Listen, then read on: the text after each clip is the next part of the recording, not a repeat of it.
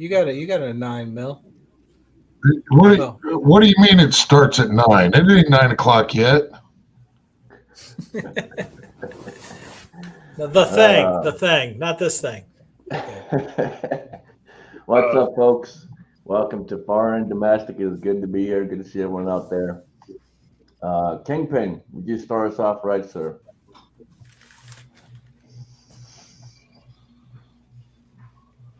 Sorry, too many screens away. Everybody ready? Okay. I pledge allegiance to the flag of the United States of America and to the republic for which it stands, one nation, under God, indivisible, with liberty and justice for all. All right. Thank you. Very, very well done. Hey, yeah, doing well. Unfortunately, didn't get out and work on the pistol range this weekend as I anticipated, as it was raining and it's terrible mud slush down there at the moment. But right now it says that Tactical Fud is out there. That bearded guy, Tim S. Trees are blowing. Good to see you out there. The YouTube participants list is also telling me that old one guy is out there. I think there's a little dyslexia in my part on that. I don't know about all that. But AR Guns 1776. Good to see people coming in. Edward Petty. Good to see you. Tim S. Kyle. The YouTube auditor. Eat a bowl of dicks.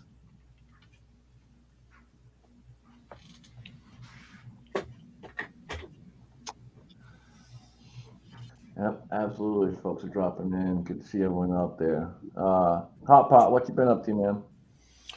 Oh, just got back from USPSA Buckeye Blast. Been there working all week, and I am hit, man. My feet need a good rub dub.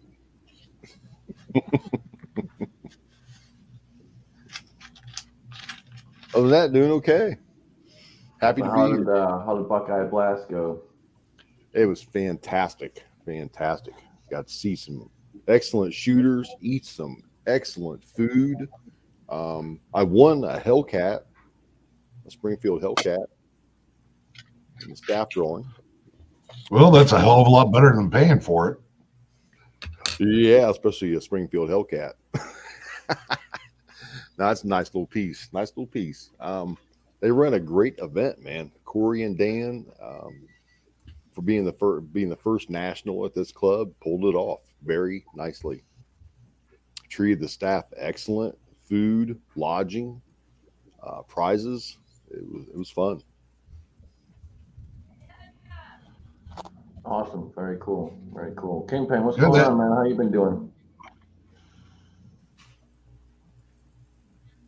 Not too shabby. Good to see everybody out there. Thank you for having me.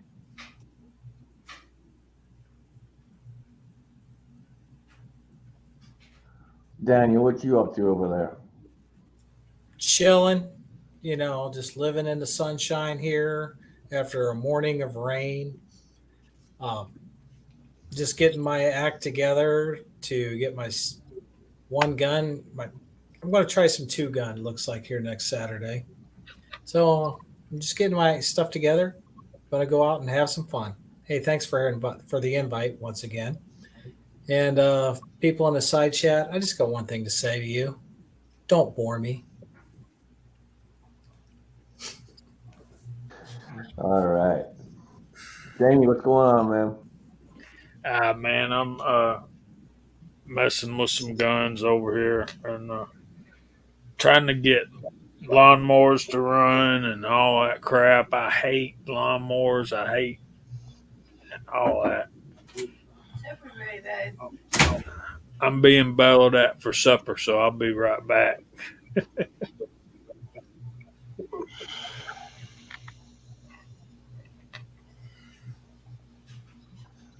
All right. Alan, what you been up to, man? Oh, well, as you know, one of our guys has another channel where he proudly at the what is it? The Swede Studios. And out of all the gear I've seen him have, the one thing that I haven't seen in his studio is a metronome. And if you're into music, you know what a metronome is. It's just something that keeps time for you, right? It helps keep time for you. Well, I found out why. The reason is because the Tactical Swede is probably utilizing one of these metronomes. You can get them online, and that's likely why we haven't seen a metronome just in the background at the Swede Studios. Boy, that'll keep you in time.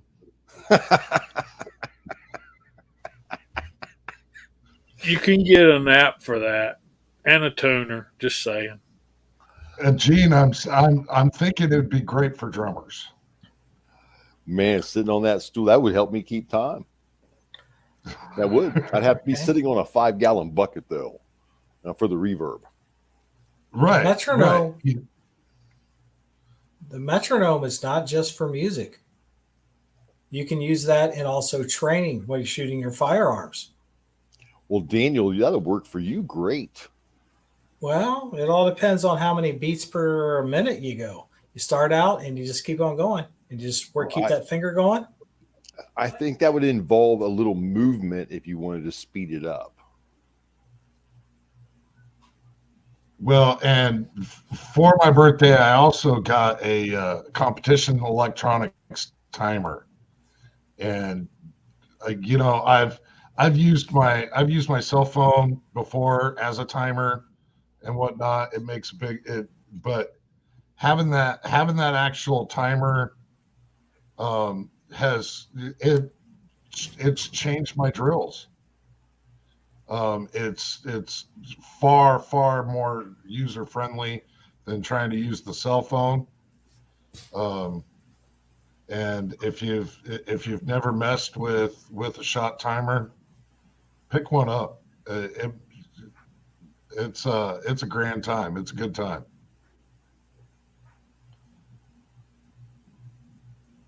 Absolutely. It brings a whole different perspective to your shooting. Oh boy, does it.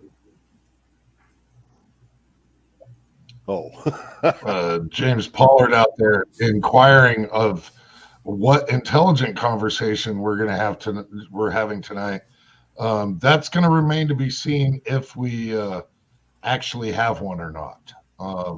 Stay tuned. I'm on it. I'm looking up what all those words mean right now. So give me about 15 minutes and we'll figure all that out.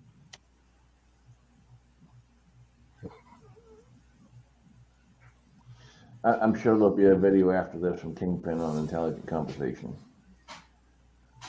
Do I need to start screaming? Maybe.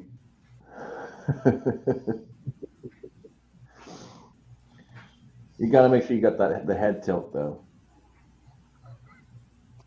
I'm going to have to use spray paint because I'm all out of Kool-Aid and my hair is normal person color right now. Now that's racist. Don't be racist.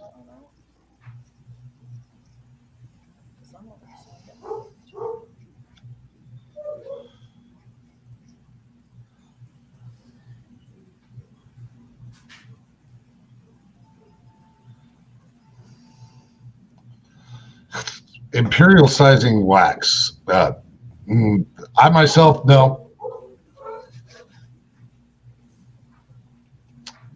Certainly not. Probably the only one out of us here is probably going to be Jamie that's used that. I was going to say, like, that's a possibility for Jamie, but probably not.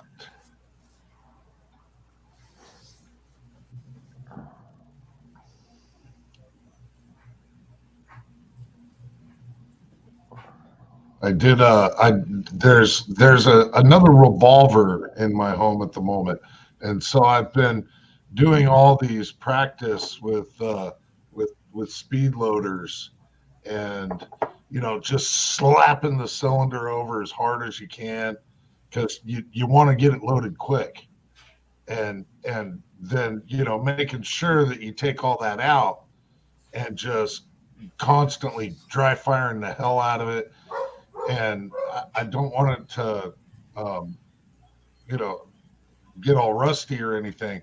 So I've been keeping it in the oven at about 180 degrees. That'll keep the moisture off of it. I know the owner appreciates that.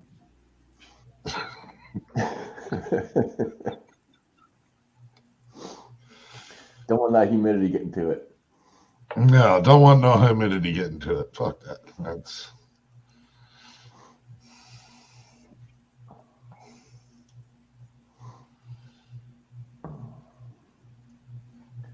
So would you getting the timer? Are you planning on doing some different drills and tests and stuff?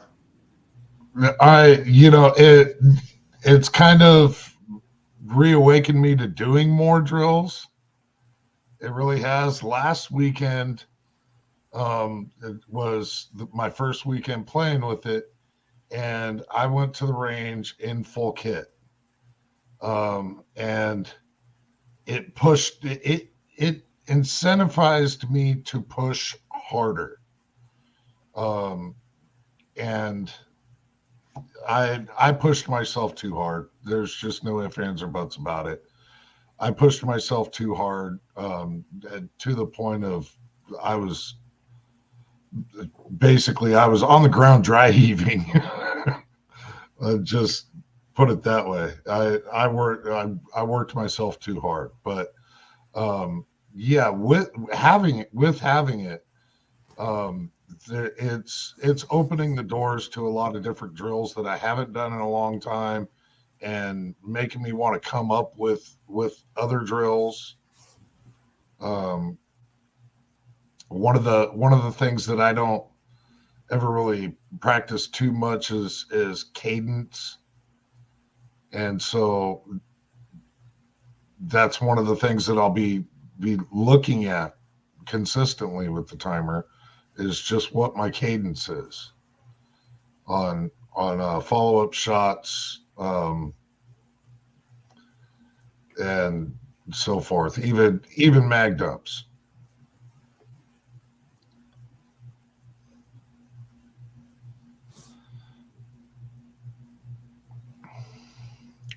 Good deal, man. No, that's good. Yeah. It definitely brings a different perspective, and it definitely helps the training for sure.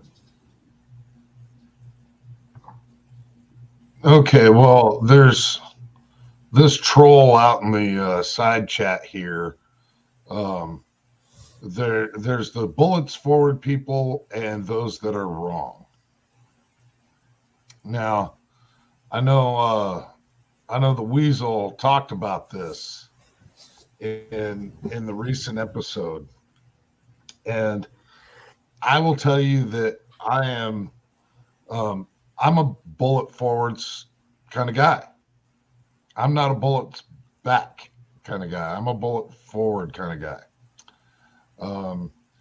And that if I've got my battle belt on, if I don't have my battle belt on and I'm just wearing my regular EDC, again, my bullets are forward, just because of how I'm carrying them and how I practice pulling those mags and setting those mags. But I personally, I run to the subscription, and it was just basically how I was trained, where my bullets are forward and I'm indexing with my index finger,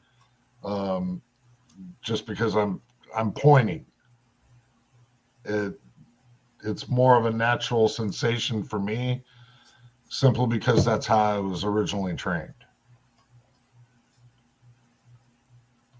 What are you talking about? Your mag placement in your So spare mag placement on the side. Talking about your magazines, how you carry your magazines. Do you carry it with a bullet forward or a bullet to the rear? And I was talking about how most of your trainers out there are going to teach you bullet forward, but that doesn't work for everybody.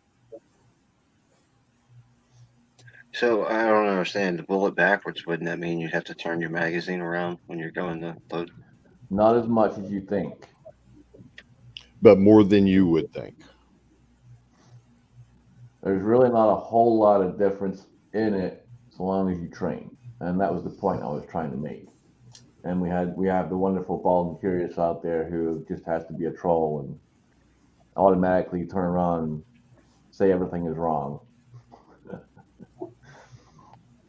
If you train that way Well, and and you're so consistent on your training, I mean, constant, hard, you can become adjusted to it. But the more natural way to do it is bullets forward as you pull out and aim into the magwell itself. But you can do it backwards with proper training. It's just a little more difficult. to argue the weasel's point, there's the beer can grip. Okay, so beer can bullets backwards. Instead, it's about where you're rotating your wrist. I think is what it boils down to. And so some guys are rotating right in next to their bodies. Some are doing it as it's coming in front.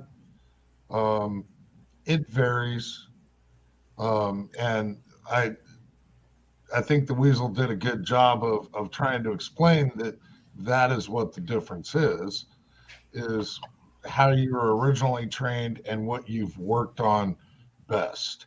I don't think there's not a right way and a wrong way. I don't think. I still think it's faster than reloading one of these, no matter what. But bullets forward, bullets back. I don't really think that there's an advantage to one or the other. The question that I have is, what if you carry a magazine on your belt line on your for your EDC in a vertical format, in a horizontal format instead of vertical? You go bullets up or bullets down?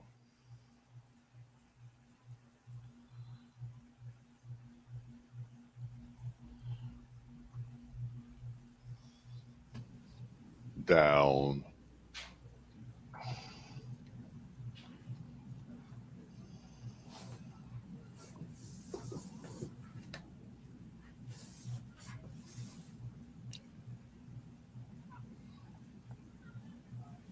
Yeah, and that's the big thing I was talking about was it all comes down to training. As long as you train that way and you're comfortable that way, that's what makes the difference.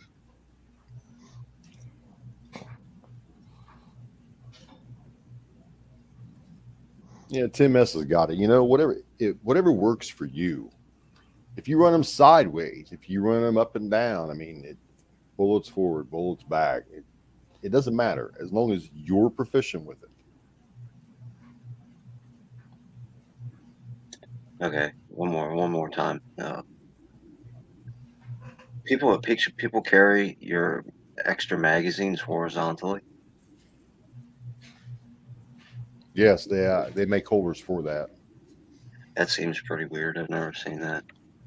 Yeah, they make belt holders to carry a magazine horizontally. That's interesting. Like I said, I've never even heard of that. Yeah, there's even ones like the mag wrap, which are meant for a concealed carry that goes sideways.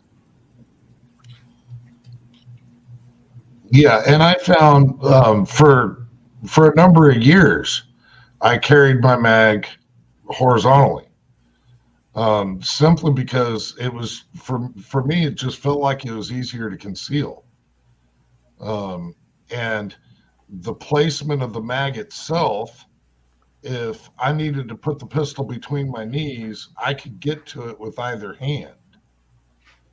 And so that's another one of those things is some people just take them and stick them in their pocket, but you don't know which way you're going to have to orient that when you go to pull it out of your pocket. Which way is that magazine facing? you're not going to know. But having it horizontal across my belt line, I could actually put the pistol between my knees and get to it with either hand pretty easily. So it also depends upon where I'm carrying it. But I carried a magazine horizontal for a number of years. In the case of carrying it horizontal, it would not matter if your bullets were up or down at that point, because it could be, as long as you train for it, I mean, it could be just as easy either way. Yeah, yeah, yeah, Kuda. I think I answered 3 or 4 of your phone calls. It was comical. It sounded like you must have been working. He probably did. He probably called you just so you think someone cared. You know, high hopes. Yeah, the only thing I would say, if you're pocket carrying something like that, you want to make sure you're cleaning that pretty often, because you will get a lot of gunk in there. And that doesn't matter if it's the firearm, if you're pocket carrying firearm, or you're pocket carrying your ammunition. You want to make sure you're cleaning those out. Yep, I seen a guy go to a qualification 3 years in a row, and the only time he shot his gun was at the qualification, and it malfunctioned every time. Took it apart, the gun's full of lint, and the mag's full of lint, pocket lint. Well, 101, you might think that it's an over process, but it's a small thing, and small things will get you hung up. You know, are you ever going to need to swap out a mag? Maybe so, maybe not. Likely not. But if you do, you want to be proficient in getting it out, getting it in the gun, and back in the game. And so it's, you would think it's just kind of, okay, well, I have it on me, I'm good. But if you can't pull it out and use it in a timely fashion, you might be dead. I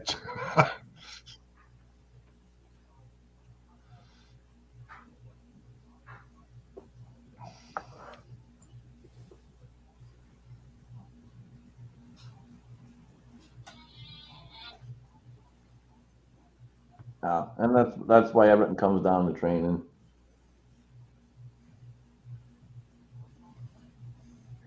Knowing where your things are at, knowing what you got going on. But again, it comes down to being comfortable with what you're doing.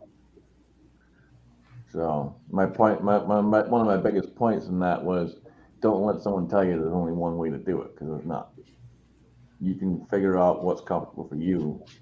As long as you train, you'll be fine. Well, you know, this weekend I've seen a lot of that, because I've seen almost 400 shooters come through our stage. And, you know, rule of thumb in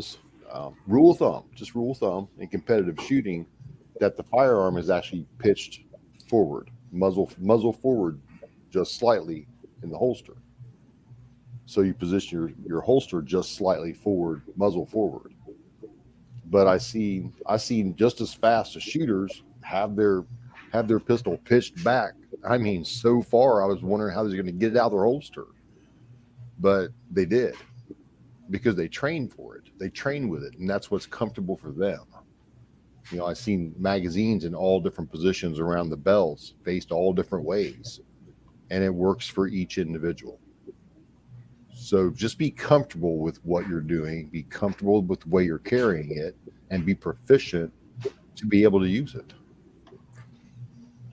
When I think of be proficient is when you do it, you're not even thinking about it. Your muscle memory is just automatic. Exactly, Daniel. You know, that is a very serious point, you know, to make about being proficient. You know,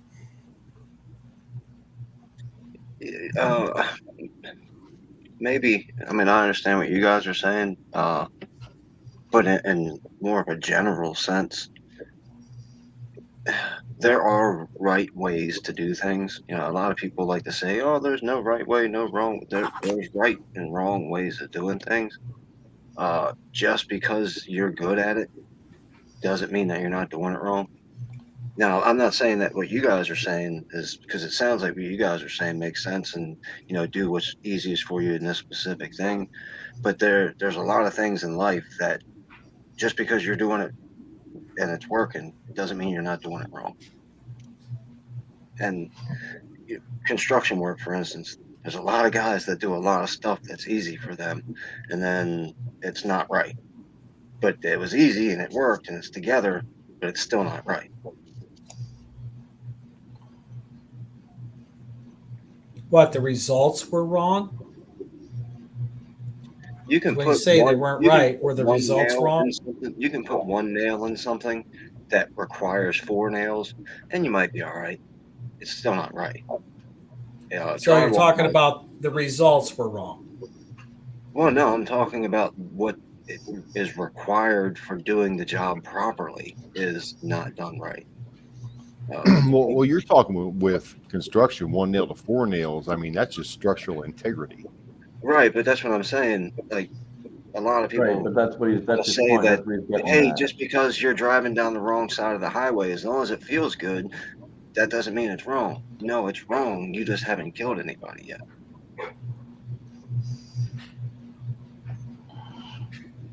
Yeah, for me, I would, for me, I'd kind of equate that to somebody that only carries their reloads in an ankle holster. Uh, that's just not right to me. To me, that's wrong. Well, yeah, I mean, you guys mentioned the pocket carry. I might pocket carry, like literally just stuff a gun in my pocket, and it works for me. It's fine for me. That doesn't mean that it's not wrong. Because you already said there's lint all in my gun, and I'm not paying attention to it, and I got this and that and the third. They make pocket holsters for a reason. All right. When you pocket carry, have you ever had anything else besides your gun in that pocket? I'm talking ever, because it only takes one time. Well, no, You me have stuff, your personally, keys in there, no, something gets hung up, and you put a hole in your leg. I don't carry, so I would have to say no to that. But I do understand because I don't like having things in my pocket. And Alan was talking about butt dialing earlier. There's been a cell phone in a pocket and stuff a lighter in that pocket, and you've called everybody on your call list. So I understand exactly what you're talking about. But me personally, I don't have that experience carrying. And if I were to pocket carry, the only thing that would be in my pocket would be the pocket holster and the gun. And if you pocket carry and you happen to be really, really tired, exhausted when you get home, and you leave the gun in your pants and somebody picks them up and throws them in the wash, happens to wallets all the time. Why not a gun? Cleaning for free. Yeah, they took care of the pocket lint anyways. And all the oil. Yeah. Please tell me you guys know somebody, or maybe one of you guys had your guns go through the laundry machine. Just bullets. And they got dried too. Bullets all the time. Yeah. All the time. So just let one 9mm or 45 go off in the dryer. That'll teach her to check your pockets before she washes clothes. I did wash a Ruger EC9S mag once. My backup mag was still in my pants, and I put the whole bundle into the wash. And as I was putting it into the dryer, I went, "What the hell?" and went, "Oh, geez." So it didn't go in the dryer, but I did have a mag that was in it's a pocket that's specific for magazines. Um, and so, yeah, I have washed a magazine in doing my laundry before. And no, that is not a CZ thing. I've never ran a CZ through the washer or a dryer. Just loose bullets. Or a dishwasher. I've never put one in a dishwasher either. Oh, how about your brass? You ever washed your brass in the dishwasher? That I actually haven't done either. I mean, I've got a really nice tumbler, so Well, My, the best way to clean your brass is use that Jiffy corn pop meal and dump a lot of it in your shaker that you're gonna, whatever you call that thing that you shake up your brass with. But put is, lots and lots of Jiffy corn muffin mix in there. is that what you use there, Kingpin? I use Jiffy corn muffin mix for everything. I You clean my know, I mean, to clean brass with, that's what and you use? absolutely 100% not true. I don't know, Tactical Fud. I don't know if you saw his video, but he tried it, and it turned out about as well as you probably think it would. Yeah, I was gonna say, go watch Tactical Fud's video. It's pretty good. He gave it a good try. Yes, he did. I watched that, and man, all he needed to add to that was some water.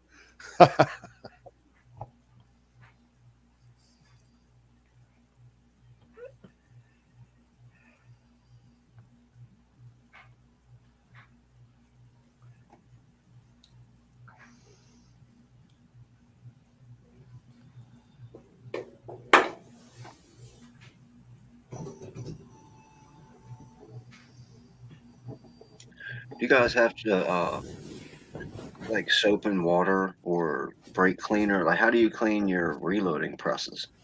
Is it just wipe them off, or do you actually have to get like a cleaner in there and clean them out? Well, it's gonna vary on the press, but like for the Dylan, there's an actual process to it. For the outside and stuff, I'll just use rem wipes, and then there's specific spots you gotta lubricate and use. I use motor oil for like the ram and stuff like that. But you got certain spots you gotta lubricate. Yeah, some of them have Zert fittings where you give them a shot of grease. I just wipe mine off with a lint free to get all that gunk off until I see it's clean enough. But and then just get some gun oil, wipe it down, and hit this other stuff with the Zert fitting that needs grease. But the CW put out a really good video the other day about cleaning, like prepping his molds. He was putting mineral oil or whatever on his molds, trying to, preventive maintenance, I guess you would say. What about your reloading dies? Do you just that you're not supposed to really be getting them wet, right? Because they'll rust. I would imagine. Kingpin, that was my mold. CW was oiling up like that. Was you cringe? Every so often, I'll take my press apart and scrub it real good with a brake cleaner and a toothbrush. Then wipe it down, put it back together, put some touch of grease here and motor oil there, and yeah, just every so often.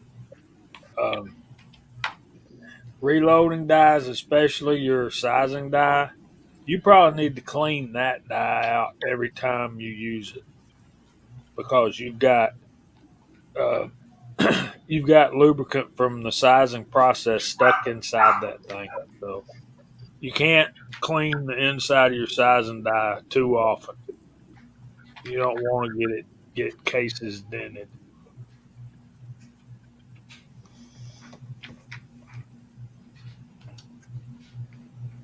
So when you're done with the reloading die, you're not going to use it for 3 or 4 months. You just put a little bit of oil in it, put it back in its box, and set it off to the side. See, that's the thing.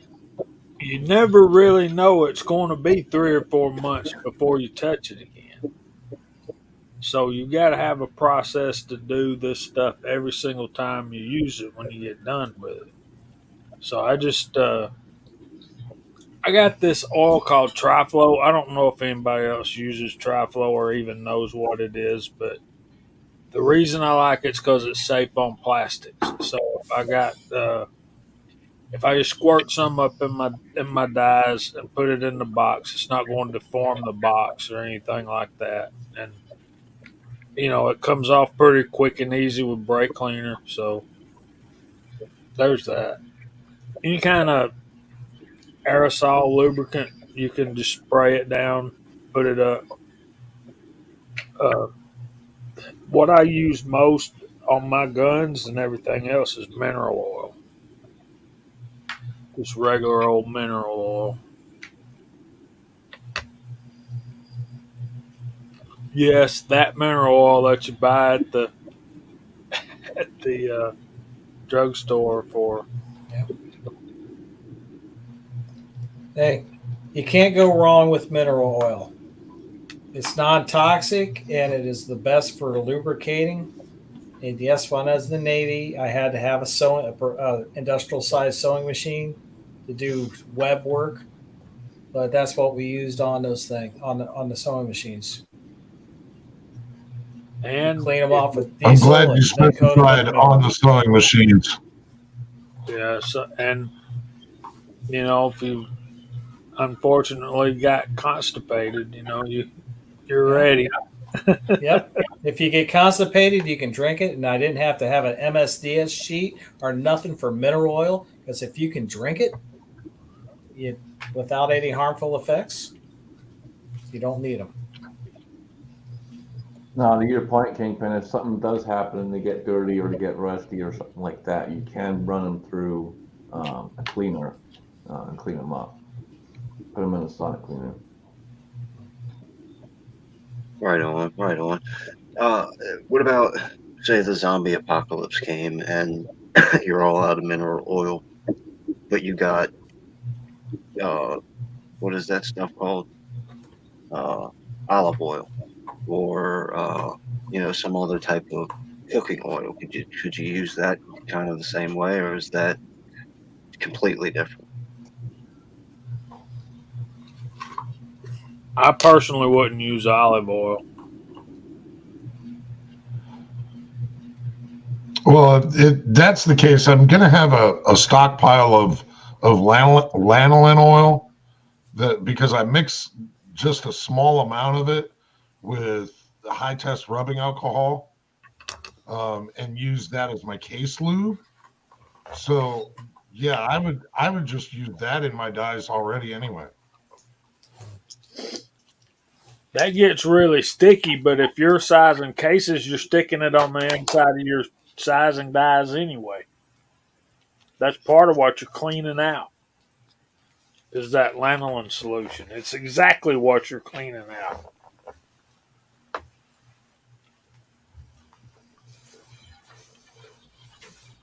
Yep, Jamie.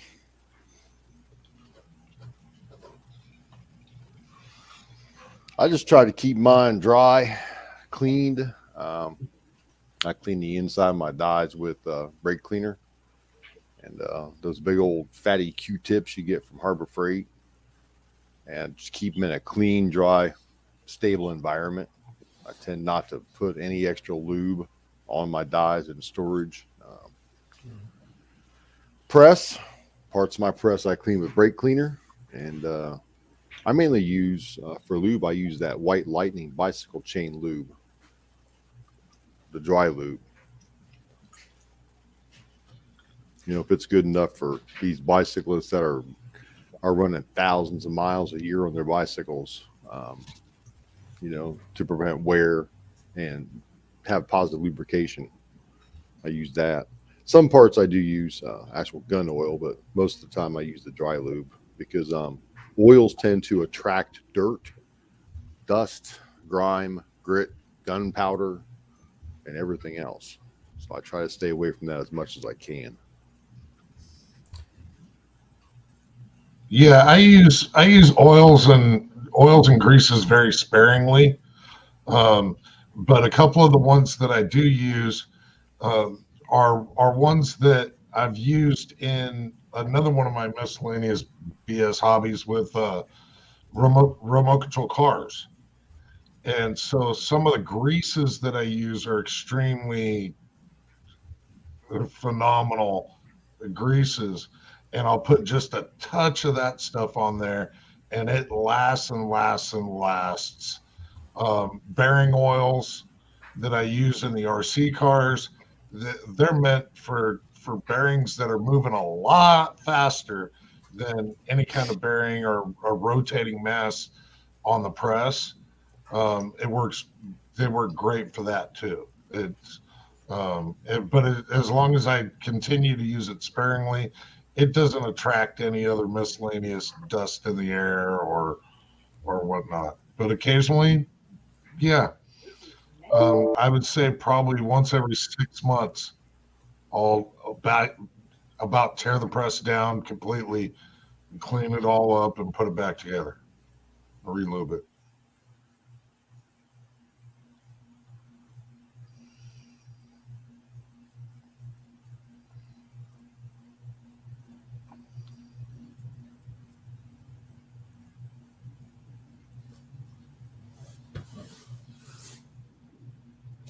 You guys break a lot of your press stuff, like whether it be handles. I know, what is it, the depriming dies, I hear the little point on them seem to break a lot.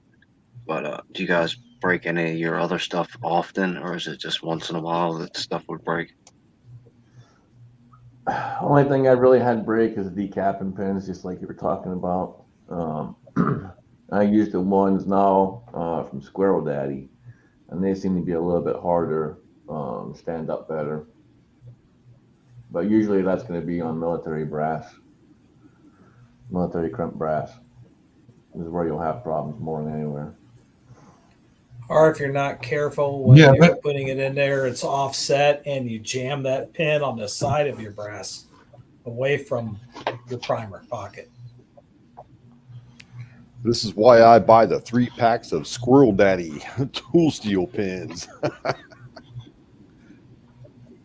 Well, and I first heard about Squirrel Daddy when I was looking for punches, and I got a set of roll pin punches, and went, man, these things are phenomenal. I think I even got a few other sets and like handed them out to some other YouTubers because I absolutely I dig Squirrel Daddy. Their products are good stuff. Now, with that said, I haven't really broke anything on press. I have had to like replace a couple of bushings and so forth, but other than that, no. I'm currently only running a couple of Dillons, and I still got the Lee single stage, but there's almost nothing to that press. You could run that thing over with a mod deuce and probably wouldn't hurt it. You know, there is one thing that you can screw up on, and I guarantee it, if you do it twice, you'll never do it again. Just get your get a case stuck in your die because you didn't put enough lube on it or missed that one. From then on, you will always make sure you got all your brass lubed quite well. Yep, been there, done that. Had to get a big punch out, put that thing in a vise, get a BFH on it. So earlier, Daniel, you were talking about the die not being the casing not being straight up and down and kind of jamming it through the side of the brass instead of the primer pocket. Well, on the bottom of the brass, if you don't push your brass all the way in when you're depriming, your pin will hit the side of the bottom of the case and bend right over.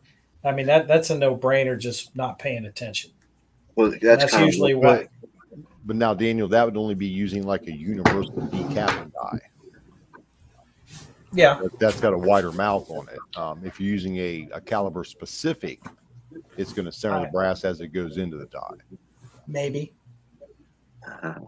All the ones I bent were on the sizing die, or why they bent over and crapped out. But the universal one, I haven't.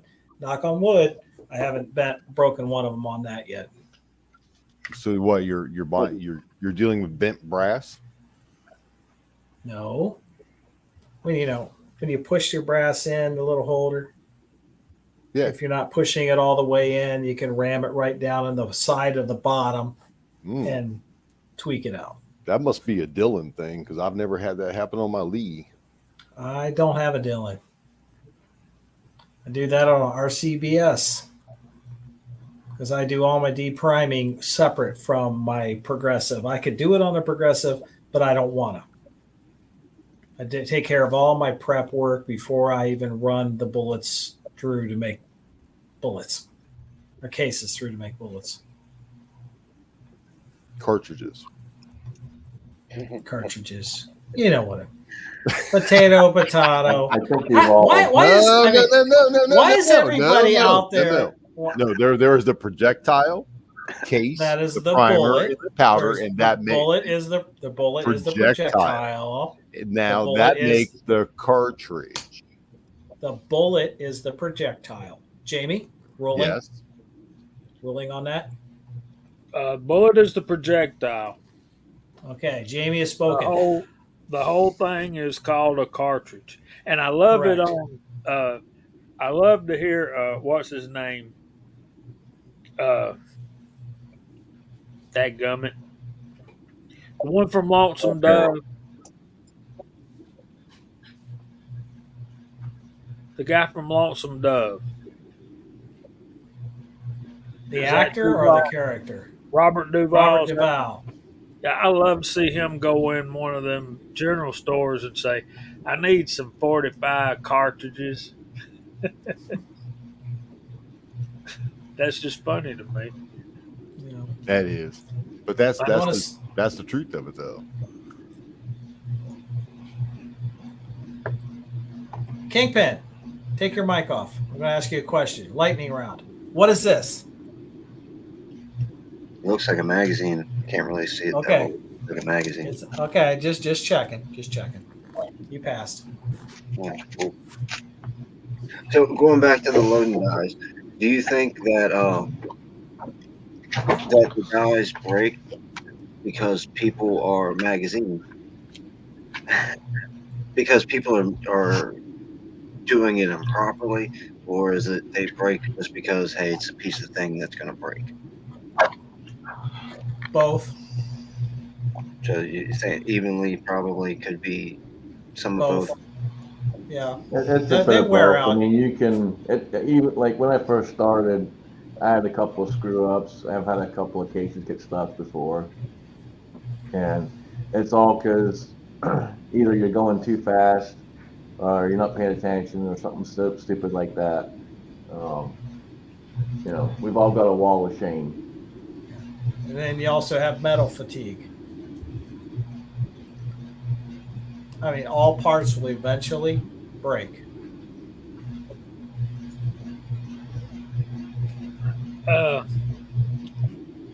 Theoretically, not. You're dealing with hardened tool steel, and the part that you're decapping is brass, which is significantly softer than hardened tool steel. So if you pay attention, you don't get in too big a hurry, and you do things the way you're supposed to be doing things, a decapping pin will last a long, long, long, long time. But it eventually will break. Have I ever broken one? Yes, I have. So there's that. I mean, it might not be in your lifetime. It could be the next person, but metal fatigue, everything will suffer from metal fatigue. See, the thing about that is it's heartbreaking. Like, say you're Gene or Chris from the 740 and it's Thursday night and you've set aside Thursday night all week. Nothing's planned on Thursday night but reloading 1,000 rounds of 9mm for your matches on Saturday and Sunday. About 100 cases in, your decapping pin breaks. Oh, don't do that. Don't say that. Dude, that makes me no. That's not good. Man, I'll be robbing other dies for a decapping pin, let me tell you. And Absolutely. Uh, that's why I started buying the 3 packs of Squirrel Daddy decapping pins for my Lee Universal decapping die. and And Jamie, for that specific reason, is why I prep all my brass before I even do any reloading. That way, my brass is done. It just eliminates that one issue. Real quick interjection. When you guys call this thing a decapping pin, does that mean the die that punches out the primer, right? yeah, Yes. Okay. Correct. and CW's got a good point. He says you should really only break one if you get a Burdan case mixed in, or maybe if if you're using a Lee and do a lot of crimped primers, say 223, well 556. You know, that's another thing. We had a gripe session Friday night talking about things in reloading that aggravate us, and there was a couple that I didn't get to, so I'm gonna take it out on y'all right now. Let's hear, Number Jamie. one, number one, 223 brass with a crimp primer in it. It's 223. It should not be crimped. 556. It's military. Yes, it should be crimped. Opinions.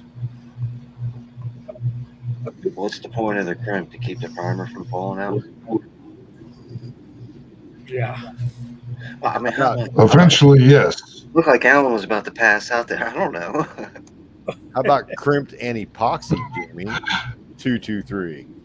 Somebody needs to be tied to a wagon wheel and beat with a buggy whip. Yeah, way overkill for what the application. Yeah, I don't like that shit at all. um, I mean, See, it ain't. I've got the decrimper, the lead or the Dillon decrimper tool bolted to my bench. Yeah, I just there is no need for crimping a 223. See, the thing with the 556 is that it could be used in full automatic weapons, and I get it. Yeah, I get it. But see, it's not only do you got to get the primer out before you can reload it. You got to either swage or drill that crimp out of that brass. I prefer to cut it out because I don't want it coming back. But a lot of people don't believe in cutting any material off. They want to swage it, and I don't know if it'll come back if you swage it or not. But and while we're on that subject, they do the same thing with 9 millimeters sometimes. Make a Oh, CW's got a question right there. Hey, you mean when something like this ends up happening there, CW? When you go to put a new primer in it and you end up trashing the new primer because the old one is still stuck in there? No, never had that happen. yeah, bird and primers can ruin your day. Tactical FUD.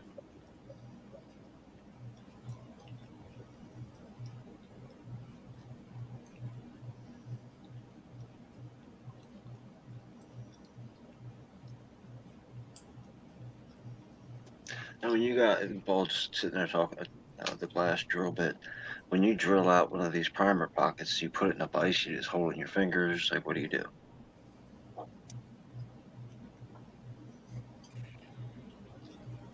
I use a Lee, so I take the top off of the die, stick a punch in there, and get a hammer and beat the thing out. I'll take it out of the press, of course, and put it in a vise. But, some of the other ones you have to have a special. You can make up a special rig, but you basically have to. drill and tap it and then unscrew it.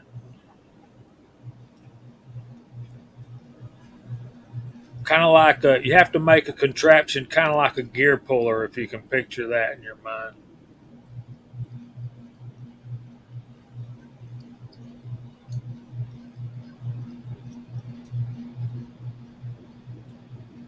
That's right, CW, and Mark Thomas. The answer to your question, CW's got it down there, but absolutely, I think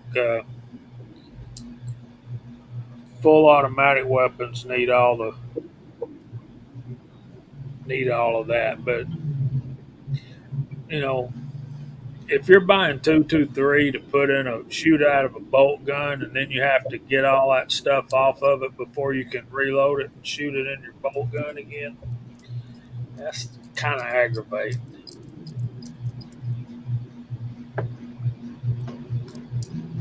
All right. So what else you got, Jamie? What else bugs you? You said you had a couple.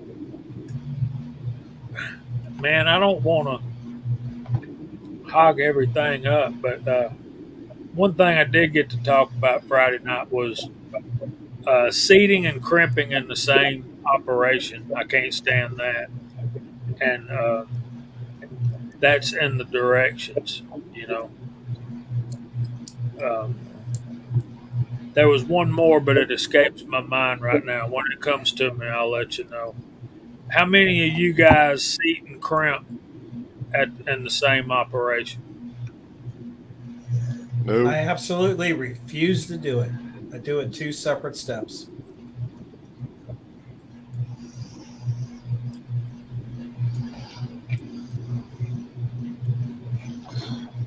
Yeah, I've always done it separately. I always get the Lee factory crimp. One thing that I hate is user error, mistakes that I make. Like I've got a set of 50 38 special cartridges over here that I've got to pull. They won't chamber in my cylinders because I forgot to size the bullets. Yeah, just keep flaring that case, baby. Keep flaring that case. It'll go in there eventually. Yeah, it will, but it ain't gonna go in your gun. You just can't smack it enough to get it to go in. Just We don't push want it. Just keep pushing. Well, and then there's things that happen that are out of your control. Like I got some bullets from Willie before, and no matter what, even after I sized them, I still could not get them to run right. They still wouldn't chamber properly, no matter what I did. Now, Jamie, when we were down there at Dead Zero on my 308 stuff, you seen how I only had at the most it was a 16 feet per second variation, but most of my readings were 5 or 8 feet per second in deviation. That's why when I seed them and I check them to make sure they're all exact, and that then the last step I do is just a separate crimp. That way they're all crimped exactly the same. So you're saying crimping your target ammunition, your precision target ammunition for 308 actually improves your standard deviation? Well, that and counting out every little grain of powder. Okay, I used a bar scale, and for measuring out my powder, and it's like I am like right down on each one of them, making sure that is exact, but making sure they're all the same length when I seat the bullet. And then the last step I'll do is make sure the crimp on every single one of them is set to the same, because I've measured all that brass out to half a thousandth. The biggest variation in length of that brass is within half of a thousandth. So they're all getting the same crimp also. I just totally anal about the whole loading of rifle ammunition. Yeah, you care more about it than I do. I don't crimp my precision loads. I want that exact 2 thousandths neck tension every single time on every single round. And Well, I was shooting mine through an AR, and you're shooting yours through a bolt. Right. I got to have the crimp. You got to have the crimp. Yeah. But the bolt gun, yeah, well, you don't need a crimp because it's nice and easy. Papa's Place, I'll look them up if you'll give me a second. I know, James, I've heard that. I've not been Well, able no, actually, to prove it. the Squirrel Daddy pins I think are about $4 a piece right now. You can get sets for about $4 or $5 a piece. I think you can get like even better than that if you look around, but they're inexpensive as hell for what they do for you. Oh, I didn't know they made so much stuff.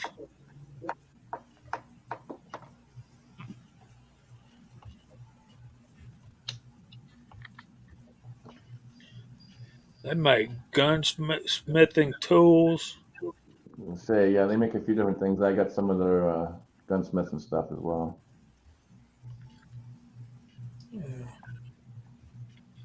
They got a set of stainless steel AR-15 anti-walk pins for $4.95.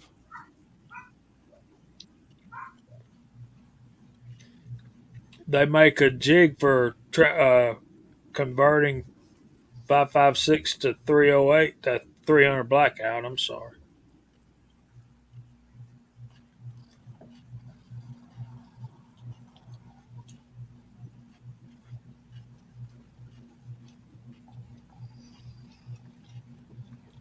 I haven't been on their site for a long time. I forgot how much stuff they really have, man. Wow. Yeah, they're I've got the 300 blackout case trimmer for your 223556 brass to cut it down. That's nice. I like that. you can get for the Lee. I'm assuming that's the Lee, and it's got part numbers. Decap and die, and the universal decap and pin. 3 of them's $10.95. So yeah, $3 and some change. It's worth every penny. Absolutely. And then they got them for the 223-556 neck expanding thing.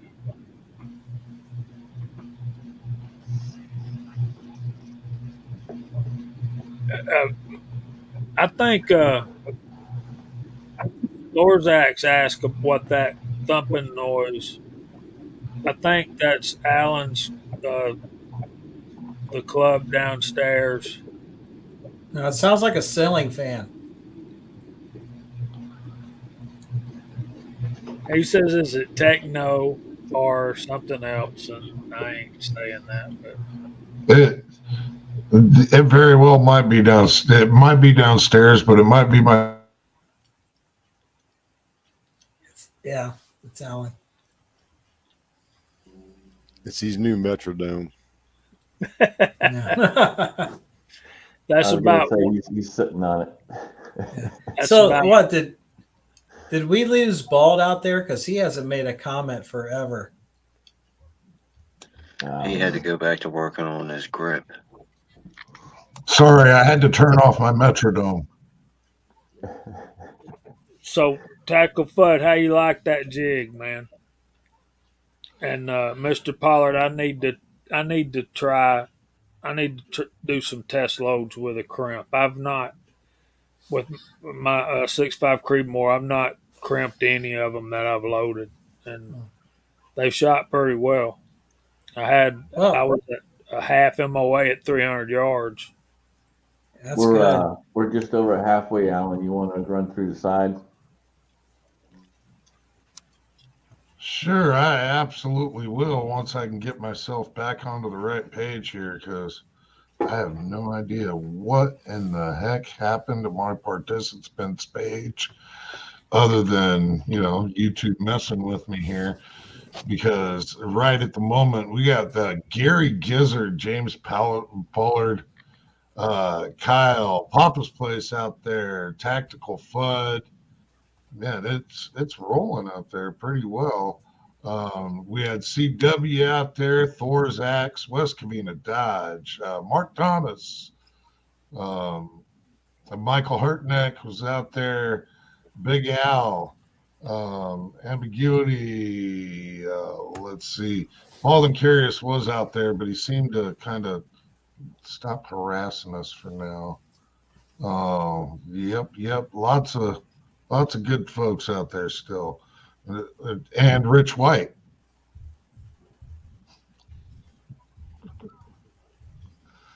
Clem, how you doing there, Clem?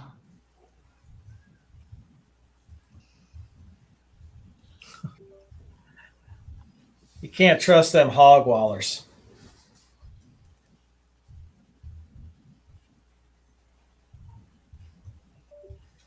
I thought that was hog wallops. No, it's hog wallers. Dang on hog wallers. Can't trust them. That's my kin. You stole from my kin. Who was fixing to turn us in.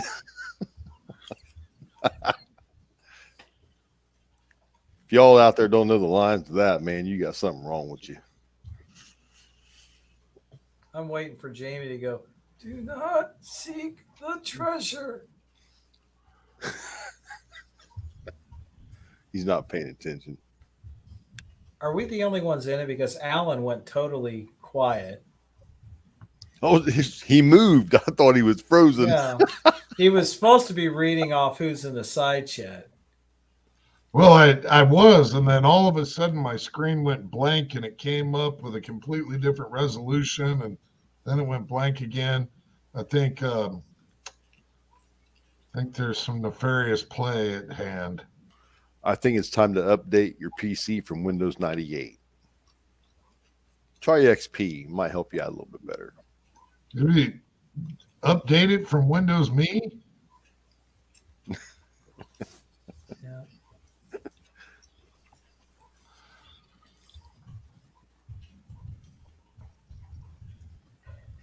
Well, Armament and Axis, he got the reference correct. Oh, Tim S. No more mule skinners. Oh no, mule skinners. Where was that? I don't think that was in part of it, was it? About mule skinners in there? Mark Thomas, care for some gopher? No, I saw Yep. preachers say I'll eat gopher. I ain't doing that. Now that's another line from "Oh Brother, Where Art Thou?" Would you like some gopher? I already ate one. How about my hair? I'm a dapper damn man. Oh, well, no, fops. Well, isn't this a geographical anomaly? We're 2 days away from everything. God, that movie's so good. 2 weeks. You can't 2 talk. weeks. You can't talk to my fiance like that. Your fiance is my wife. You can't. I'm not married to you. You got hit by a train. Congrats, Double A. Nice. I think I'm going to buy that new Lee 6-pack and just dedicate that for 9mm for my for competitive shooting. Seen a lot of good stuff on it. It seems to have a really good mix of a little bit of all the manufacturers all into one.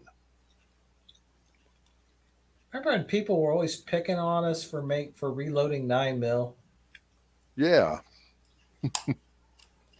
Yeah. But 76 High Boy's got a really good series on that Lee 6-pack, and man, everything he's doing on it it's nice. From what I've seen, it seems like they fixed a lot of issues they had with the previous version. Well, they went back to the drawing board. They took their time being down with the Kung Flu, and actually did some innovations on things.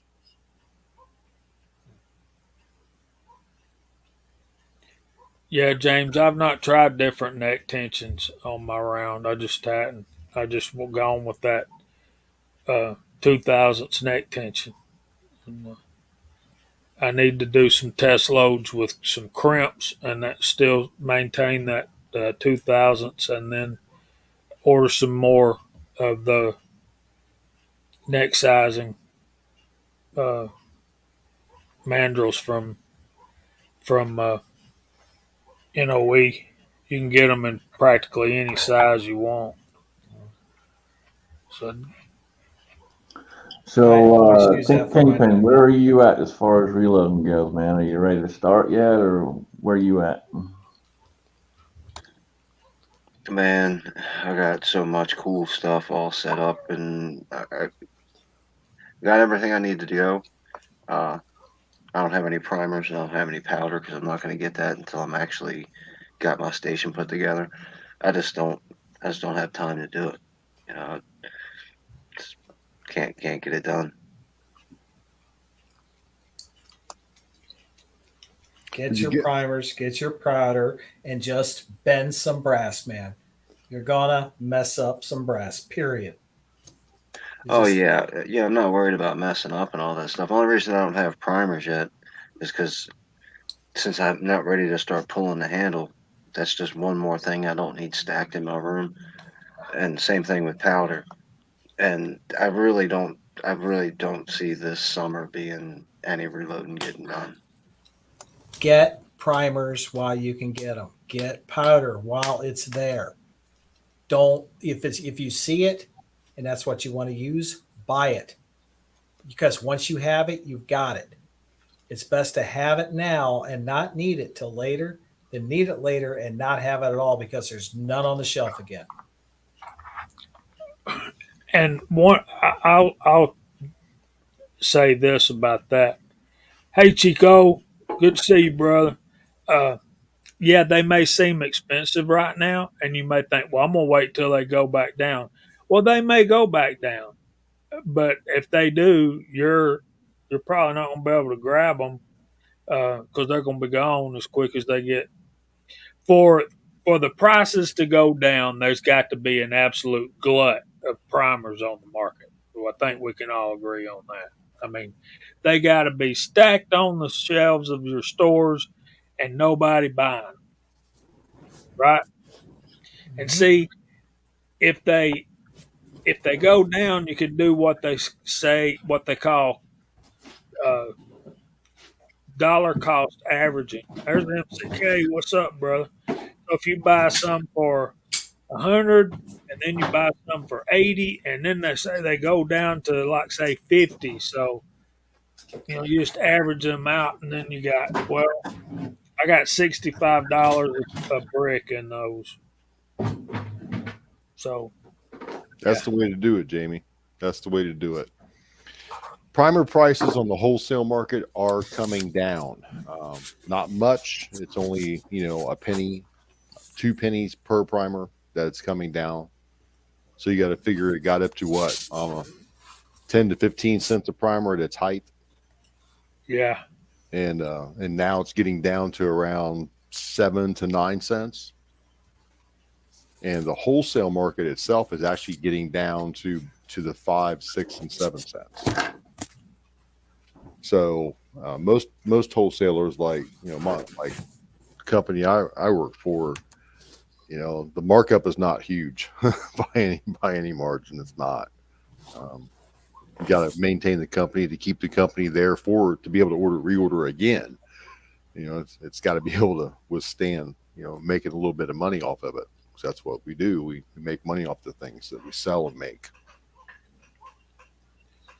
I agree with what Bald said out there. Seriously, doubt primers will go down anywhere near prices we had.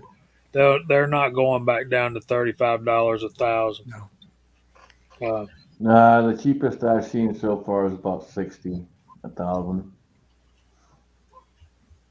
And what brand was that? I've seen what is it, CSR and Gen X. CCI ran a special at my place for a while, and it was $79.99.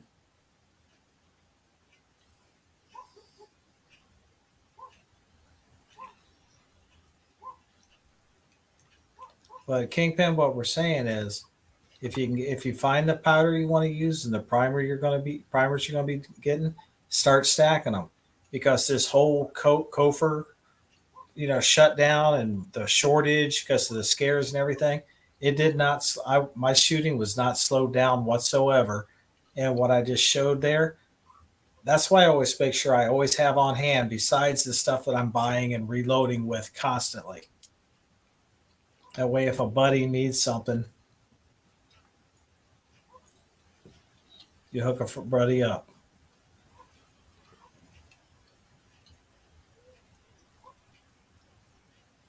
I bet you do, Chico. I know Gene and Chris do the same thing. What are y'all going through? About 4 or 5 bricks a summer or more? Oh, well, you can figure the average match is going to be 2 to 250 rounds.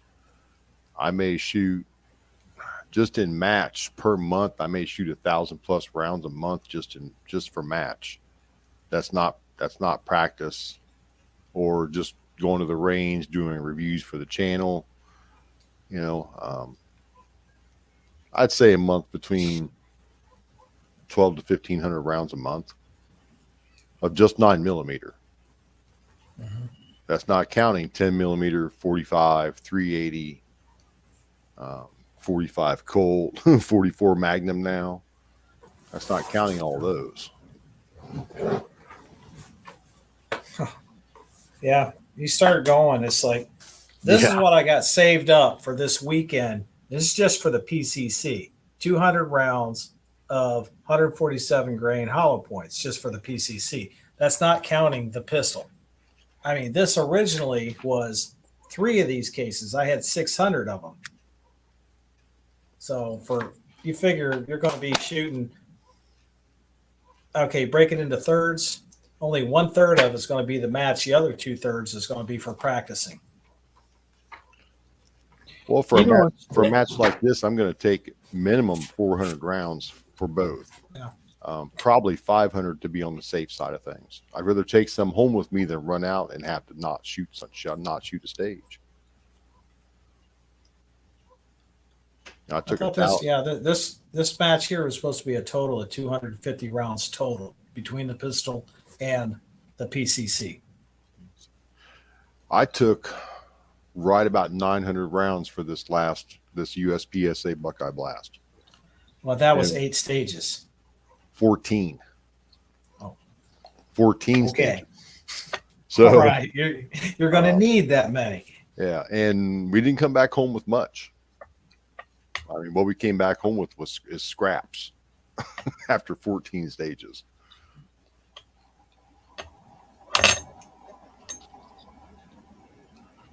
I think we might be looking at it wrong. Instead of looking at what primers cost and what we used to pay for them, we need to be looking at what loaded ammunition factory rounds would cost if we were shooting matches and stuff like that and shooting factory ammo.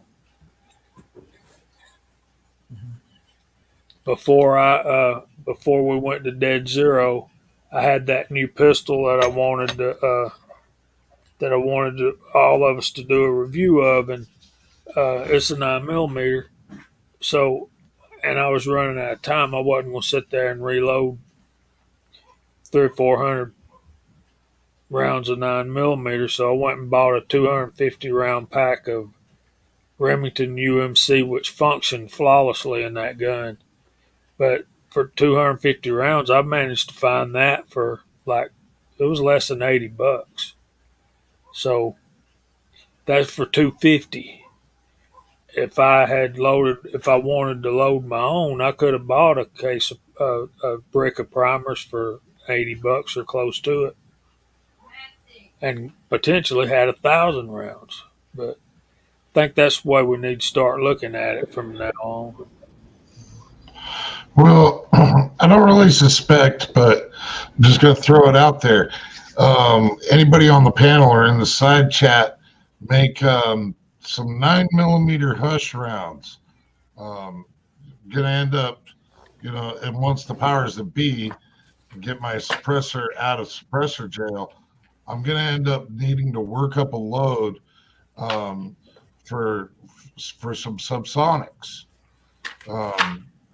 just to see what I can do. So I'm probably gonna be looking at like a 147 grain pill, but I'm not quite sure about running on what powder and at what range. I'm kind of looking at a recipe, or going to be looking at recipes here shortly, and hopefully get a number of different rounds built up so that when the can comes out of suppressor jail, I'll be able to run them and see what runs best.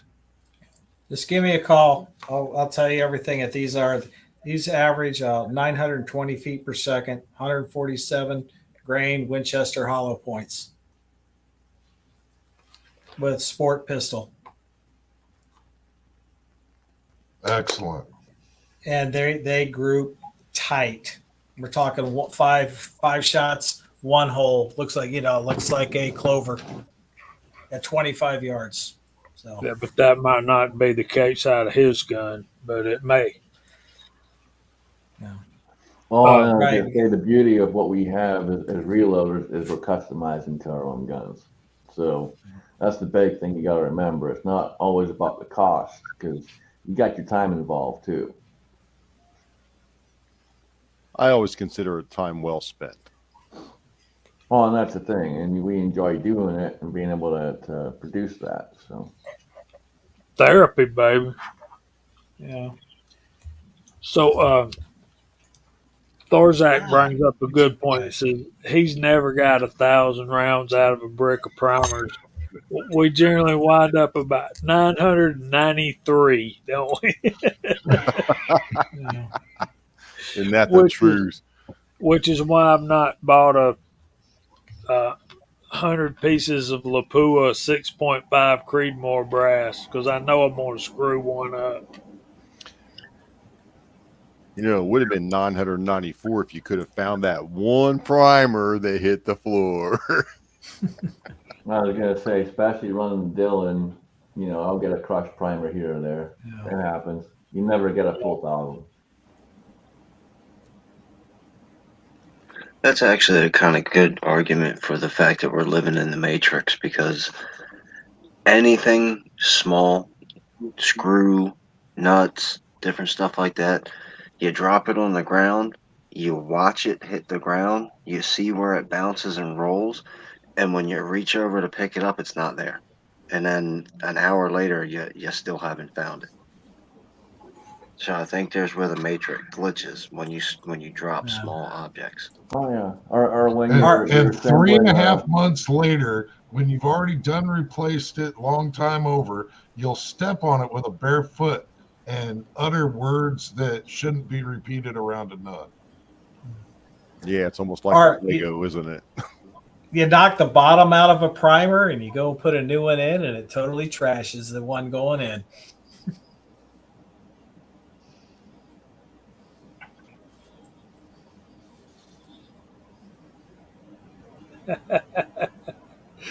the fun ones when you drop springs and you can't find the spring. I'll drop it. Those things don't drop. They shoot across the room and bounce 3 or 4 times. That was my point. you watch it. Yeah, and for some reason, they seem to gravitate underneath the refrigerator.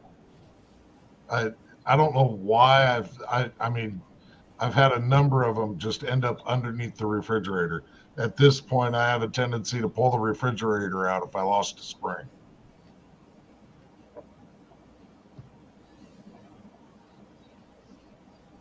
Y'all are missing the point. The reason you can't find stuff is not because it bounces into the matrix or it's under the refrigerator. It's because you don't see it and you don't know it, but as soon as it hits the ground, Andy 79 Z28 runs out there and picks it up and takes off back to New York with it.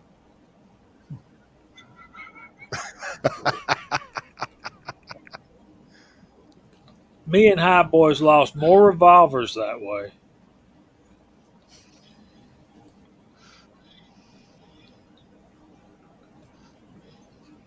Yeah, that's a fact right there. Yeah, if you're building ARs, always have a box of extra parts, extra springs, detent pins, and so on and so forth. Yeah, those little fishing boxes, you get in the casting your pole in the water section. Man, those make great little boxes for keeping all your little detents and springs in, extras. My recommendation, if you're going to use a tackle box, make sure you turn it upside down before you buy it. Because plenty of times where I bought cheap tackle boxes, put it all together, put all the stuff in each individual one, and as soon as it gets dumped on its side, they all mix together. So you got to make sure you get a decent one and look at what it looks like when you turn it upside down. That's why they got those little things that got the lids on each compartment that open and close. Let's go for those. Yeah, I bought mine from Kmart or Walmart or something like that. It's the cheapest thing that they had, and used it for screws and stuff like that at work, and it was epic fail. Let's see. Can I get this up here where the glare is not too bad? I want to turn this light off.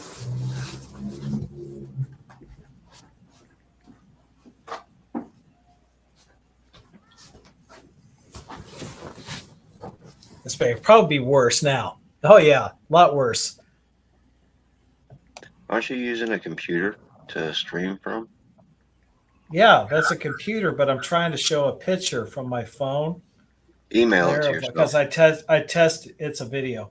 Yeah, I was testing different loads and stuff like that to see what kind of group at 25 yards, and from one bullet from another, the worst one was about a 3-inch group, and then all the way down to where it just shooting a 1/2 inch little blue dot. It just shooting them out. And it's like 5 rounds per dot. But just finding that, because Jamie was saying how Allen's gun might shoot a different one. I went through like 7 different type of loads, and I only tried 2 different grain of bullets, 124 grain and 147. But shooting out of a PCC, the hollow points, it didn't matter if it was the 124 or the 147, the hollow points shot the tightest groups.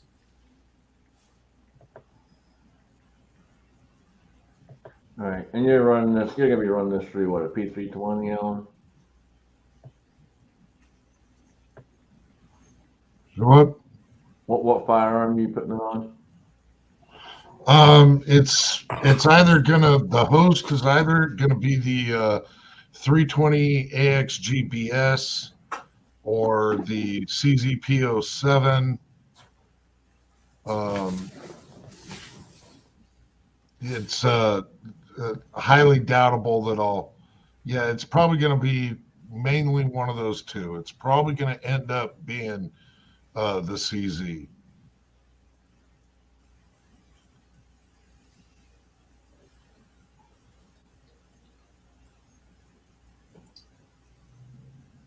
But it's just going to be a direct thread, so I'm going to be able to use it on a number of different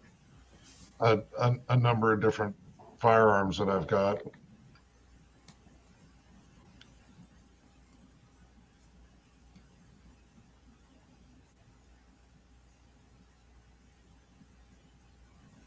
Right. Yeah, but you're looking at a much shorter barrel, so there'll be a big difference.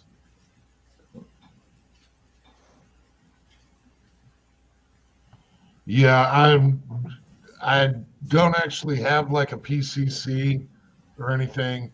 I mean, the main purpose for this can ultimately is for in the house. It's for the house pistol, so that hopefully I don't go completely deaf if I have to use it. It's definitely going to see some range time, no doubt about it. Um, but yeah, a little bit here and there, but for the most part, it's going to stay on the house pistol until I end up getting one for a rifle caliber. I've got I got two for rifle calibers. I can use them on pistols up to that caliber. I would like to get one for 45 though. I did a little homework on it and researched, and the ones for 45 caliber seem to work better on a 9 millimeter as far as suppression.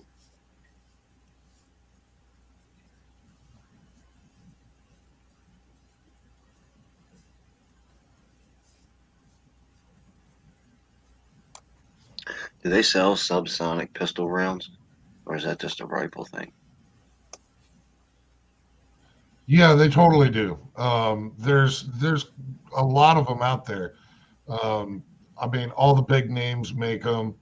One of them that I'm looking at right now is the Hush rounds that are put out by Tactical Shit uses them. Um, Essentially, it's if you use a larger projectile and a smaller charge, you're going to be able to stay underneath the sound barrier level, and that's all that it really is. Um, you can still you're going to have to use a much smaller charge if you use a smaller projectile.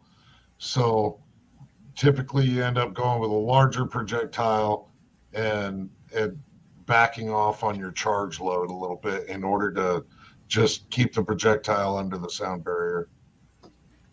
Yeah, Tack, you're going to want to crimp that. Yeah, CW said he's seen subsonic 45 ACP. Yeah, that was sarcasm, right? No, No, I've actually seen labeled 45 ACP subsonic. Yeah. That's funny. It's a marketing thing, I guess. It's Yeah. what at most 45 ACP, 850 feet per second. Yeah, new and improved, 10% more, yada, yada, yada.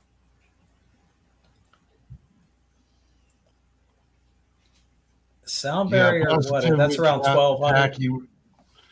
I've got a crimping die right behind my bullet seating die on the 9 millimeter machine. Positively want to crimp those. When I gauge how much crimp I need on a round for 9 millimeter, I'll do a sample batch, take it out, pick up the brass, and if I see any blowback on the brass, my next batch I'll tighten my crimp down a little bit. I do it before I even start reloading. I'll set a bullet on an empty brass and then knock it out with the hammer and then look at the bullet just to see that I just got a real fine ring, but not too much. I look after shooting it because each projectile is going to require a little bit of a different crimp, so you're going to be adjusting your crimp die. Yes, but I adjust mine until I get no gas blowback on my brass. I do it till I just get that. I'll before I go whatever bullet that I'm loading, I'll just look for that barely, just a light crimp. No, I mean I'll take it to the range and shoot it, and then look at it like that. That's how I gauge how much to use on each different projectile that I use. So there's two ways to do it. There's probably more than two ways to do it. I'm just saying that's just the way I do it. I don't want to waste my primers. The speed of sound, subsonic, they go into way too much.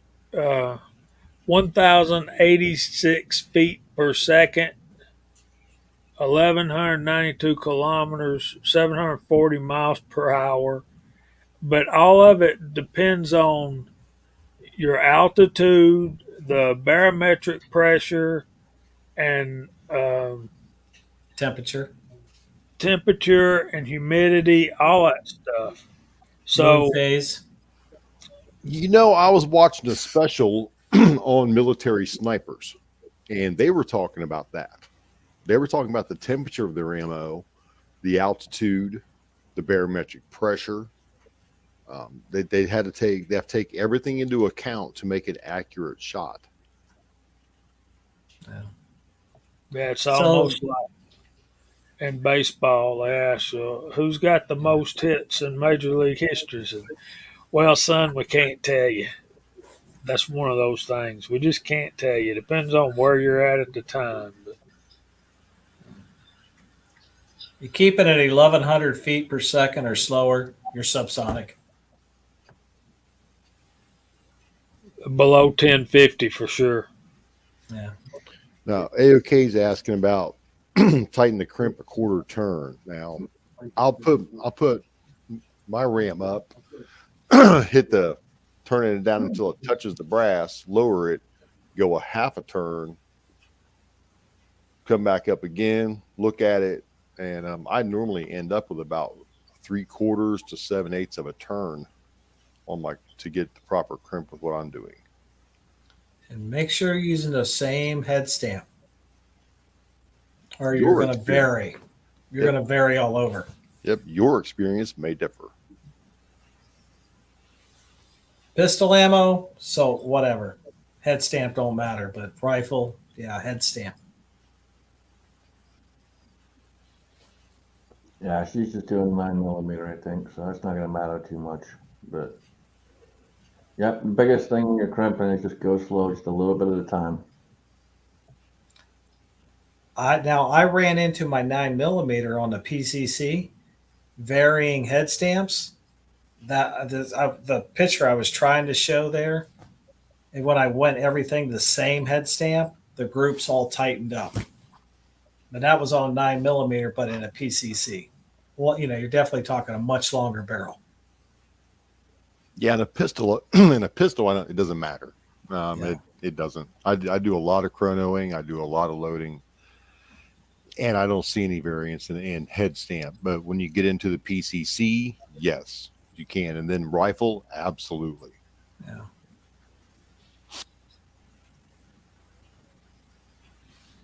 Yeah, that was the first lesson that I learned on shooting that new thing.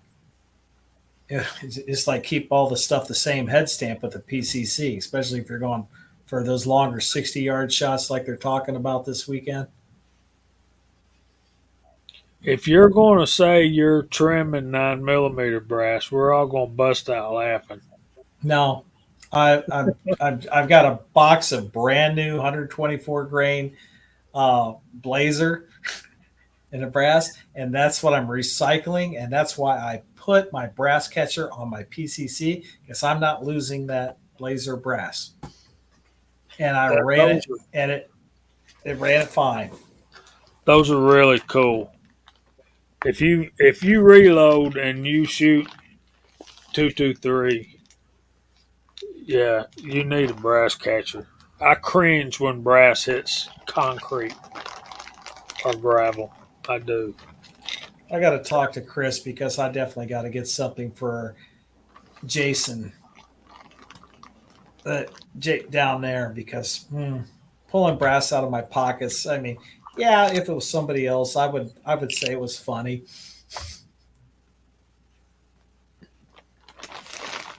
You're right, CW. It always makes a difference.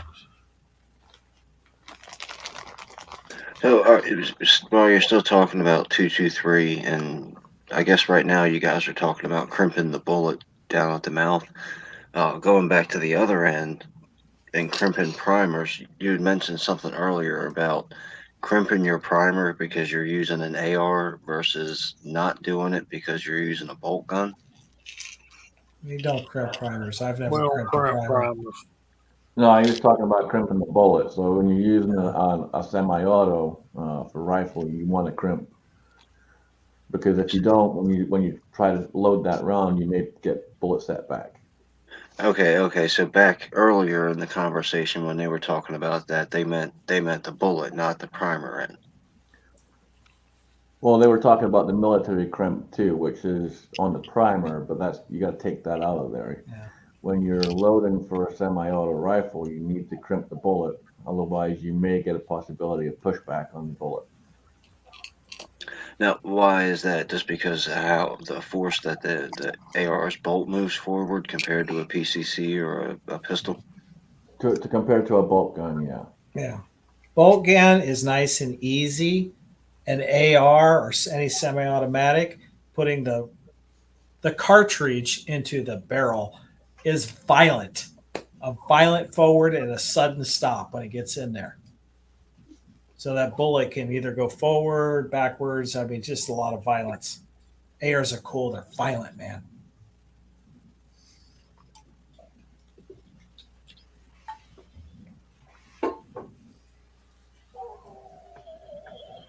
So when it comes to the powder in my nines, if I decided to move away from tight group, which would be better out of the three?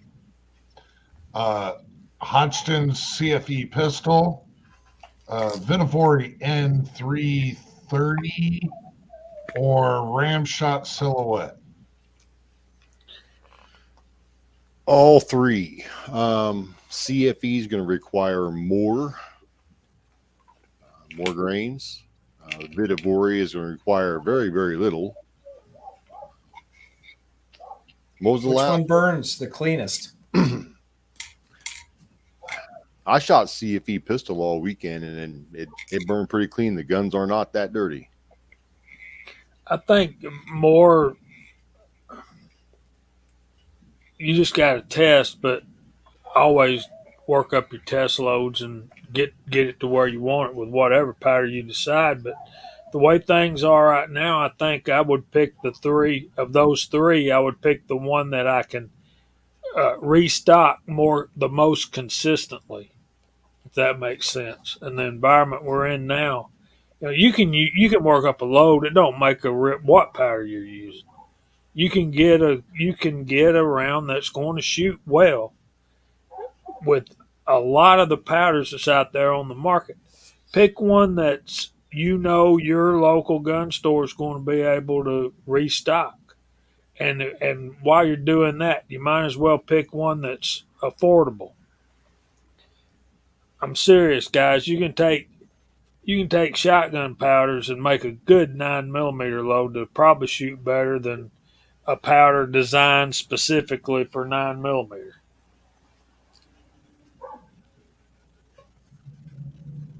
Yeah, very true. When you get right down to it, tight group is pretty much tight wad, the shotgun powder, with a little bit of a detergent or whatever put in it to keep them running clean. Those two powders are very, very similar. Yeah, you can pretty much use any powder for anything. It's only a matter of working up the load for it and being safe in doing so. Yeah, how much guts you got? Yep. Yeah.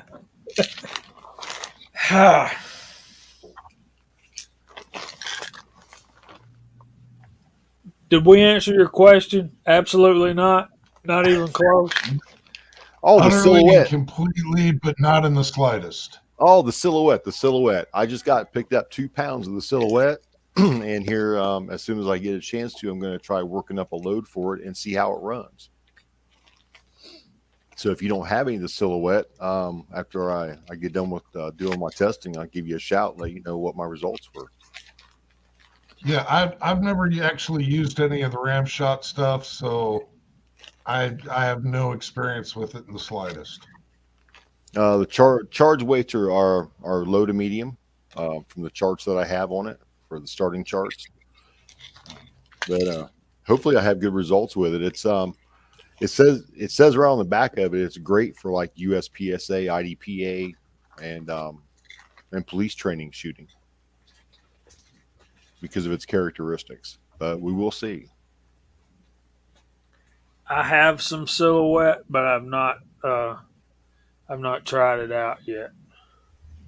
I do have 4 pounds of You're Shooter's talking World. the red dot and the red dot and green dot. I use blue dot in my 10mm, and it's phenomenal for that. Red It is a dot bit is smoky, but it's not like I'm running comps with them or anything.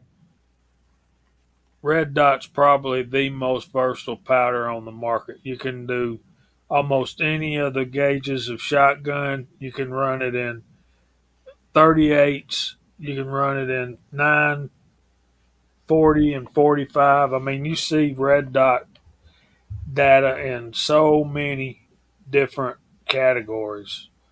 And CFE pistol is really good. I like the velocity I get from CFE pistol. Uh, for accuracy, I like tight group better, particularly in 9 millimeter. I ran Why? I ran nothing but CFE pistol this weekend. Me and her both, and it's like almost 1,000 rounds of it. Guns aren't that dirty at all. Had consistent 4.6 grains, made power factor. That produces some velocity. That's Yeah. a fact. So, Alan, why would you consider going away from tight group for 9 millimeter? Well, just more of if I'm not going to end up being able to get it, but I mean it's semi still accessible, and I've still got pounds and pounds and pounds of it. I think I've got like 18 pounds still of tight group. The only thing that I still don't actually care about tight group is that it's kind of smoky. The one thing I don't like about it is the narrow window. You know, like the minimum is 4.8 and the max is 5.2. You know what I mean? Yeah, I definitely don't use Yeah. a disc for that. I see those Minimax, and I've always just for not my 9 mil at a 115 or 124 grain.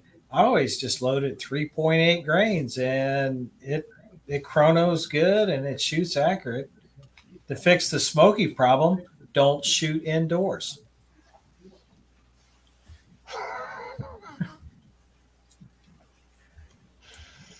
Well, and if you can find power pistol, get power pistol. Power pistol is pretty good. Yeah, if you Well, can find it. I only shoot 357 cowboy loads indoors. But anyway, yeah, even outdoors, it's like I'm I'm still a fan of tight group. I dig tight group, um, but I kind of want to play around with some other things as well. Things how I'm gonna be playing around with some sonics. I kind of want to play around a little bit with some other powders as well. I've been looking for power pistol and I haven't seen it yet, so I've been shooting sport pistol along with the tight group. Power pistol's great in 45 ACP, man, especially. Ooh, I love it in 10 millimeter. 9 grains of power pistol and 10 millimeter with a 175 grain projectile will let you know your wrist is shooting something cool. Well, I'm anxious to try 18 grains of 2400 and 44 mag with a 245 grain semi wad cutter. It'll wake you up. And knock you out all at the same time. It's a good time.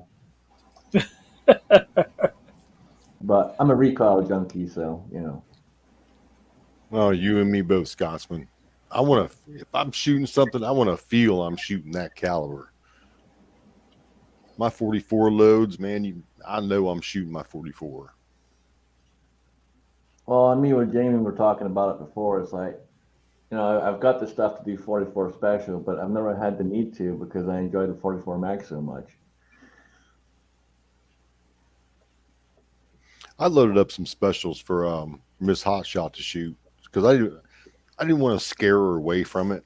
So I did some special loads for her so she could shoot the 44 comfortably.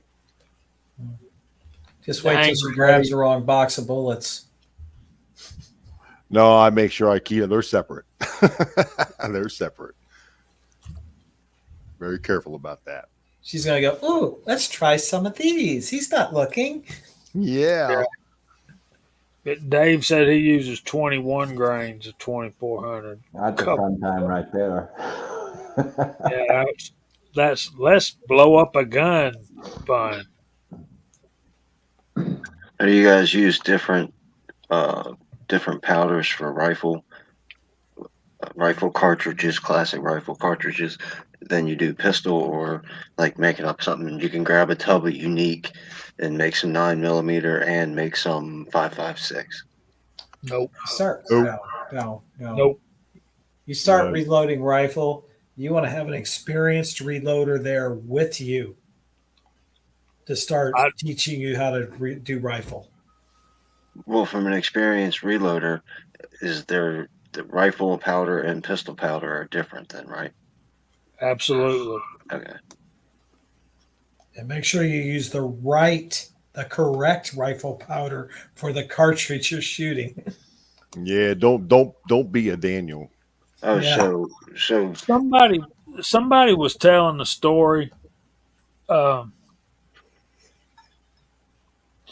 they were at the range and a new guy had just started reloading, and they brought out their um, bolt action rifle, and I forget exactly what what caliber it was, but they took the first shot, and the bolt actually blew out of the back of the gun through the guy's arm into a fence. They had to call an ambulance to come get him and hold his arm and all that stuff up. And yeah, it might have been Mark Thomas that was, I can't remember who's saying that, but what turned out to be the problem was they had put a pistol powder like red dot or something like that and used regular reloading data for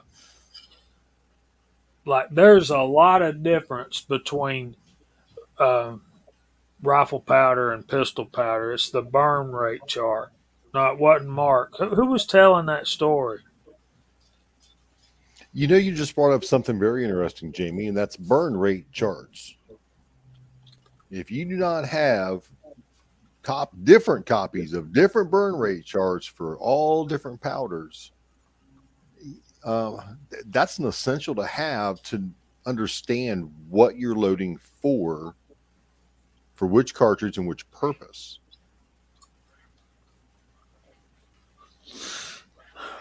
It'd help you understand that. It will, but yeah, you use a faster burning powder for pistol because it burns up so fast. Just you know. And then with rifle, you got to have a slower burning powder, and it seems counterintuitive, but it's not. And it's just like A&A says, it's a whole different ball game. Yeah, Edward, I get where you're coming from, but certain ones I have are meant specifically just for that. I use the one load for the 4-inch 44, and then I use it in the Marlin too. So it works good in both. The one thing that the Marlin struggles with is a flat nose bullet, and I actually got a new mold from Tactical Fud. I got a package from him this past week with a round nose 44. So we'll get some of those put together, and those should hopefully function better in the Marlin. That's good to know because I'm saving for one of those Marlins. They're supposed to be out late summer. Don't tell wife, but yeah. Well, and I could probably take it apart and probably polish it and do this and do that and try and get it to work a little bit better with the flat nose bullet. I just haven't got there yet. That's an awesome rifle. It is. If you go slow with it when you rack it, it'll go fine. But if you want to try and do fast reloads, it doesn't work well. All right, folks, we're getting into that time, so we're going to start going through the room. Daniel, what you got? Well, actually, I've shot a lot of video. I just got to put this stuff together so I can get my once every other month video going out. Right now, I'm planning on going to do another competition on Saturday and another one at the end of the month. I picked two of them this month because I'm going to be picking up my daughter here sometime, and it's just because she's going to be going on leave. Other than that, hey, Scotsman, Allen, thanks for the invite once again. You know, I'll never turn you down if I'm at home. And folks in the side chat, you didn't bore me. Okay. You did, you accomplished your job. Thank you. Always good to have you, man. Appreciate you. We had a lot of good topics tonight and a lot of good conversations. So that was good. Hot Pop, what you got, man? Oh, I got me, myself, and I, and my brothers and sisters out there in YouTube land. That's what I got. Thanks for having me on. Greatly appreciate it. I'm going to get some good rest tonight. And Jamie, I think that'd be a good topic for Georgia Shooting Connection, powder burn rates. We'll run that by CW, see what he says. I think so too. I think that'd be a good good topic to continue. Hey, Jamie, everybody. what you got, man? Hey, everybody out there, have a great week. Take good care of yourselves. Always remember to keep blowing the smoke. Awesome. Thank you, man. Jamie, what you got, brother? Hey, man, I want to thank everybody for putting up with me this evening. Thank y'all guys on the panel. But I really want to thank everybody for the our party Friday night, 5 years of Georgia Shooting Connection. Check us out Friday nights, 8 o'clock on that. And I got another couple of videos I'm working on, but got two up this past week. So if you hadn't seen them, go check them out. Alan Scotsman, thanks for having me, brother. Thanks for throwing me a link. Appreciate y'all. Absolutely, always a pleasure. Kingpin, what you got, man? Man, appreciate everybody. Great conversation. Thanks for answering all the questions and stuff like that. You guys were awesome. Everybody in the chat, appreciate you. Dropped a link for Travis P11's channel. Go check out. Look up Thunder on the Prairie. Once you get to his channel, there's going to be a bunch of videos over there about it. He's having a range day. He put it all together himself, him and Defense Dad. So go check that out. If anything, you can watch the video and give it a thumbs up, but maybe it's something you could go to and enjoy. They got Meads ammo, sent them a whole bunch of ammo so far. So a lot of things. This is the second year that they've done it. So go check that out. And then I'll actually promote my channel for once real quick. And one day this week, I'm going to have a shout out type of video. I got a whole bunch of cool stuff from a whole bunch of cool people. So again, thank you, because most of you are out there listening right now. And I've got a video coming out to show everybody all the cool stuff that you guys sent me. So I appreciate it. Awesome, man. Thank you for all the questions. It's always good when we've got someone out there that has a different perspective and asking the questions that some people out there may not know the answers to. And we got plenty of people between us and the side chat that can always help out and answer. So always appreciate that. Thank you to everyone out there in the side chat. Appreciate y'all watching. Great questions, great topics. And Alan, take us out right, brother. Yes, thank you, guys. Great to see everybody out in the side chat. It's been a lovely Sunday evening for me. Thank you, everybody in the panel. There was no comments about Gilligan's Island this round, and I am disappointed about that. But try harder next time. Try harder. That's all I'm saying. And I've got no videos in the production at the moment. Well, because I work 72, 75-hour weeks. The only thing I am going to tell you, though, is to keep your 10mm mags loaded and one in the chamber. Woo!